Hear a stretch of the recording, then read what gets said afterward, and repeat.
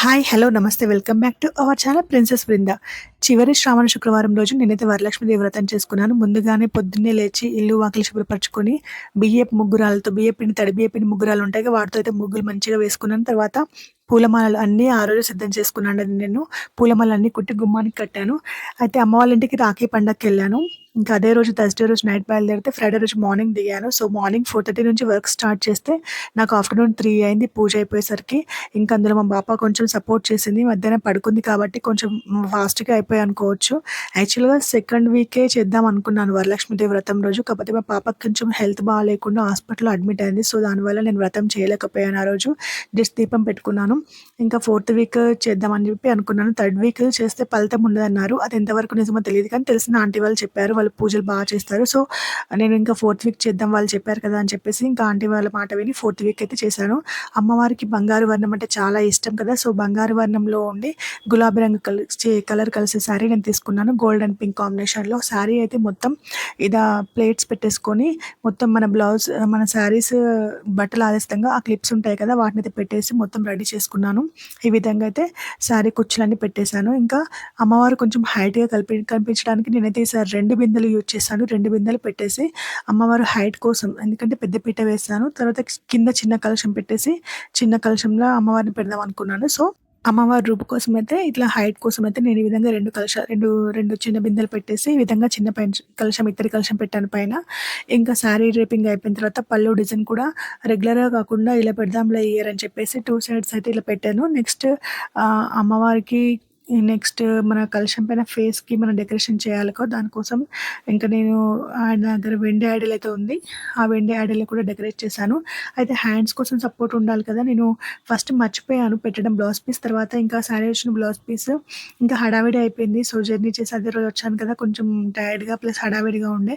అయితే బ్లౌజ్‌కి స్టిఫ్‌నెస్ కోసం అయితే ఈ విధంగా పేపర్ ఏసేసి స్టిక్ పెట్టేసి దానికి ఇట్లా 2 ఫోల్డ్స్ చేసేసి దెన్ ఇత్తడి చెంబుకైతే దారం చుట్టేసి పెట్టాను. నెక్స్ట్ వెండి ఐడల్‌కైతే ఈ విధంగా చందనం ప్లస్ కుంకుమ పెట్టి డెకరేట్ చేశాను. ముందుగానే కుందన్స్ అవన్నీ కాసులతోని అన్నిటితో డెకరేట్ చేసుకున్నాను అమ్మవారిని. ఈ విధంగా 2 కొబ్బరికాయలైతే తీసుకొని మొత్తం పసుపుతో ఈ విధంగా డెకరేట్ చేసి నెక్స్ట్ గంధం పైన ఓం అని స్వాస్తిక్ అని రాసి గంధంతో తర్వాత కుంకుమతో ఇలా అయితే డెకరేట్ చేశాను.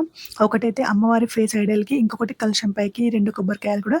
సో, వీటిని రెండింటిని డెకరేట్ చేసిన తర్వాత అమ్మవారి ఫేస్ ఐడల్‌కి ఏదైతే తీసుకున్నానో దాన్ని అమ్మవారి ఐడల్‌తో కట్టేసాననమాట. కట్టేసి ఇంకా అమ్మవారి ఫేస్ అయితే డెకరేట్ చేసేసాను. చాలా అందంగా కనిపించారు అమ్మవారు. ఇంకా ఇలా డెకరేట్ చేయగానే ఏమైనా స్వాస్తిక్ కానీ, ఓం కానీ ఇంకా శ్రీనివాసుడి కళ్యాణదుర్గం కూడా మనం పెట్టుకోవచ్చు ఈ టెంకాయ మీద. సో, ఈ విధంగా అయితే అమ్మవారి ఫేస్ దీనికి డ్రాప్ చేసేసి నెక్స్ట్ ఎక్కడైతే నేను శారీ డ్రేపింగ్ చేశానో అక్కడికెళ్ళైతే అమ్మవారి ఫేస్ అయితే నేను స్టిక్ చేశాను అక్కడ.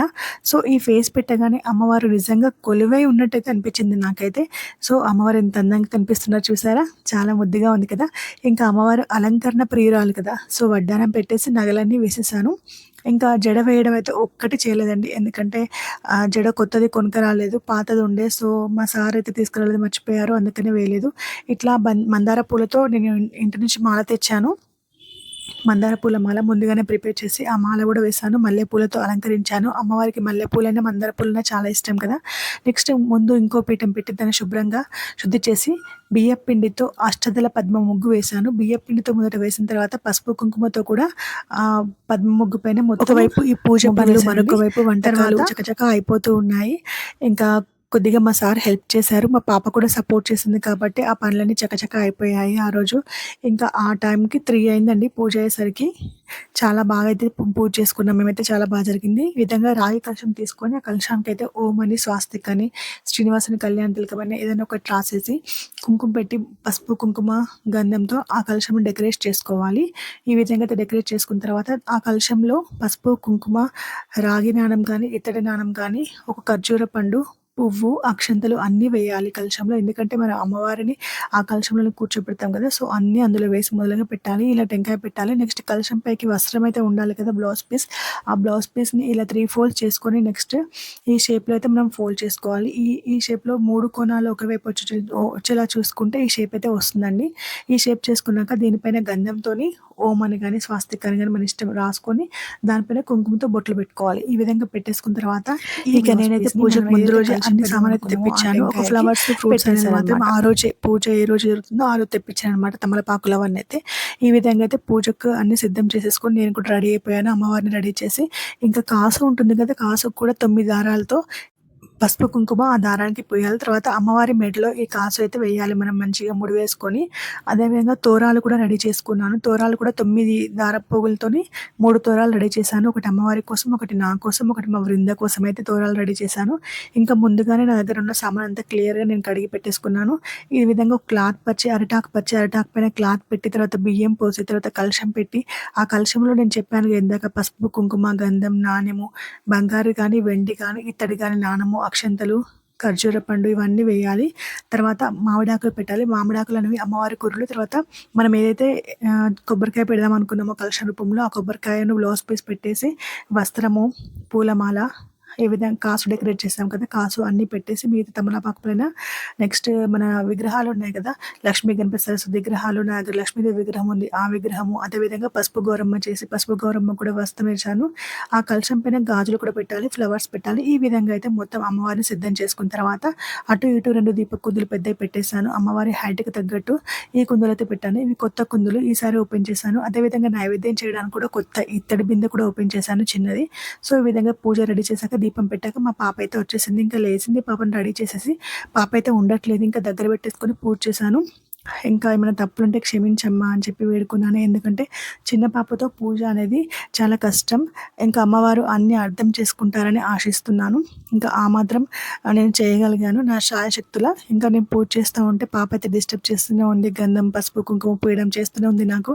అయినా కానీ పూజ చేస్తూనే ఉన్నాను.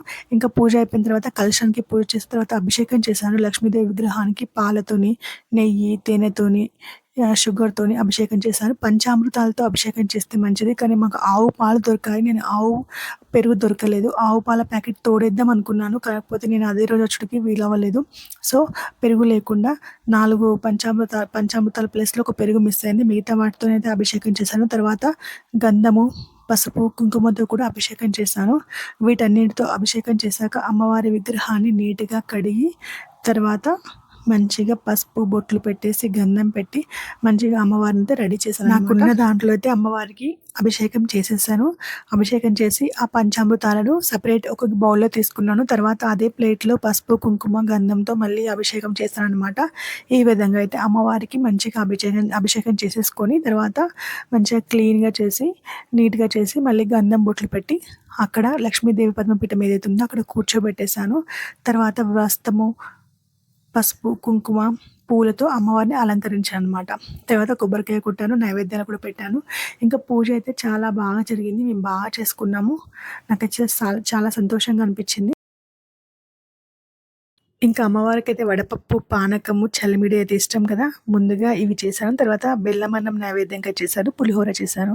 ఈ 5 ప్రసాదాలు మాత్రమే చేసి అన్నం కూర వండి పెట్టాను అనమాట అమ్మవారికి. అమ్మవారి అభిషేకం అయిపోయిన తర్వాత ఇలా గంధంతో కుంకుమతో అమ్మవారిని సిద్ధం చేసి మంచిగా నీట్గా క్లీన్ చేసాక సిద్ధం చేసి నెక్స్ట్ ఆ పద్మపీఠం ఏదైతే ఉందో ఆ పీఠంలో కూర్చోబెట్టి పువ్వులు వస్త్రము పసుపు కుంకుమ పూలు అన్నీ సమర్పించాను అనమాట అమ్మవారికి. ఈ విధంగా అయితే అమ్మవారికి నేను పూజ చేసుకున్నాను. ఏదైనా కొత్తగా కొన్న వస్తువు అమ్మవారి దగ్గర పెట్టి పూజ చేస్తే చాలా మంచిదని అంటారు. సో నేను పెట్టి పూజ చేశాను అనమాట. నాకంతా మంచి జరగాలి, అదేవిధంగా అందరికీ మంచి జరగాలి, సర్వేజన సుఖినో భవంతు అని వేడుకున్నాను. అందరూ బాగుండాలి, అందులో నేను ఉండాలి, మేమందరం ఉండాలి. సో ఇది నా కోరిక. ఇంకా పూజ అంతా కంప్లీట్ చేసుకున్న తర్వాత అమ్మవారికి అయితే కొబ్బరికాయ కొట్టి నైవేద్యం సమర్పించాము. తర్వాత హారతి కూడా ఇచ్చాను. అమ్మవారికి మొదటి వాయనం ఇవ్వాలని కాబట్టి కుంకుమ పసుపు బొట్టు పెట్టేసి అమ్మవారికి మొదటి వాయనం ఇచ్చాను. మొదటి వాయనం కోసం అమ్మవారికి గాజులు, చీర, తాంబూలం ఇచ్చాను. ఆ తాంబూలంలో 2 తమలపాకులు, 2 అరటి పండ్లు, వక్క ఇవన్నీ పెట్టాను అనమాట. శనగలు, పచ్చి శనగలు పెట్టి అమ్మవారికి అయితే ఫస్ట్ తాంబూలం ఇచ్చాను. ఇంకా మా పాప అయితే అమ్మవారిని మంచిగా మొక్కిందనమాట. వెళ్ళి పూలు పెట్టడం, పసుపు కుంకుమ వేయడం, దండం పెట్టుకోవడం, అమ్మవారిని చీర పట్టుకొని ఆడుకోవడం అలా చాలా బాగా చేసింది. పసిపిల్లకి ఏం తెలుసు, సో అమ్మవారి దగ్గరికి వెళ్ళి ఆడుకుందనమాట. ఇంకా అమ్మవారి దగ్గర ఏవైతే పెట్టాలో తామర గింజలు కానీ, గవ్వలు కానీ, నెక్స్ట్ వెండి పుష్పాలు కానీ, ఇంకా ప్రతి ఒక్కటి నేను అన్నీ అమ్మవారి దగ్గర పెట్టేశాను. ఇంకా 2 ఏనుగులు కూడా పెట్టాను అమ్మవారికి అటువైపు, ఇటువైపున. ఈ విధంగా గాజుల మాల వేశాను. ఇంకా సాయంత్రం టైంలో అమ్మవారికి పూజ చేశాము, హారతిచ్చాము. ఆ టైంలో వాయనం తీసుకోవడానికి మా అపార్ట్మెంట్ వాళ్ళు, ఎదురుగున్న ఆంటీ వాళ్ళందరూ వచ్చారనమాట. సో, ఇంకా అందరికీ వాయనం ఇచ్చేసి మంచిగా హారతయితే అమ్మవారికి హారతి పాడాము. మా ఓనర్ వాళ్ళు కూడా వచ్చారు. ఇంకా ఫస్ట్ వాయనం అయితే అమ్మవారికి ఇచ్చాక సెకండ్ మా పాపకిచ్చాను. మా పాపకు కూడా డ్రెస్ ఇచ్చాను. మదర్ అండ్ డాటర్ కాంబినేషన్‌లో నేను ట్విన్నింగ్ డ్రెస్ తీసుకున్నాను. మా పాప అయితే మంచిగా ఆశీర్వదించింది. శనగలు కూడా తింది. ఒక్కొక్క శనగలు మంచిగా తింది. మా సార్ కూడా మంచిగా అమ్మవారికి మొక్కుకున్నారు. పసుపు, కుంకుమ, గంధం వేసి. ఈ విధంగా అయితే మా ఇంటిల్లిపాది అమ్మవారిని కొలుచుకున్నాము. మంచిగా పూజ చేసుకున్నాము. ఇంకా అందరికీ వాయనం కూడా ఇచ్చాము. వాయనము ప్రసాదాలు ఇచ్చి అందరి ఆశీర్వాదాలు తీసుకున్నాము. డెకరేషన్ కూడా సింపుల్‌గా చేసేసాను. ఈసారి అయితే సింపుల్‌గానే అయిపోయింది పూజ. నెక్స్ట్ ఇయర్ ఓపికగా చూద్దాము. వచ్చిన వాళ్ళందరూ వరమహాలక్ష్మి దేవులే కాబట్టి సో, అందరి ఆశీర్వాదం అయితే తీసుకున్నాను. ఈ విధంగా అమ్మవారికి ఇష్టమైన నైవేద్యాలు చేసి పెట్టి అమ్మవారి కృపకి పాత్రురాలు అయినని నేను అనుకుంటున్నాను. ఇంకా అమ్మవారి దయ అంతా మంచి జరగాలని మనస్ఫూర్తిగా ఆశిస్తున్నాను. ఈ విధంగా అయితే మా అమ్మవారు ఎంత అందంగా, సర్వాంగ సుందరంగా అలంకృతాలై ఉన్నారు. మా ఇంట్లో కొలువుతీరున్నారో చూడండి. ఒక రోజంతా నిజంగా అమ్మవారు మా ఇంట్లో ఉన్న ఫీలింగ్ అయితే నాకొచ్చింది. చాలా బాగా జరిగింది పూజ అయితే. అంత హడావిడిగా చేసుకున్నా, ఒక్కదాన్నే అన్ని పనులు చేసుకున్నా కానీ చాలా బాగా చేసుకున్నాను. పూజ కూడా చాలా బాగా జరిగింది. వీడియో నచ్చితే తప్పకుండా లైక్ చేయండి, షేర్ చేయండి, సబ్స్క్రైబ్ చేయండి. కామెంట్ చేయడం మాత్రం మర్చిపోవద్దు. మా ఇంటి మహాలక్ష్మితో ఇది రెండోసారి వరలక్ష్మీదేవి వ్రతం. Thank you for watching. Please support and subscribe. Bye bye. See you next video. Bye.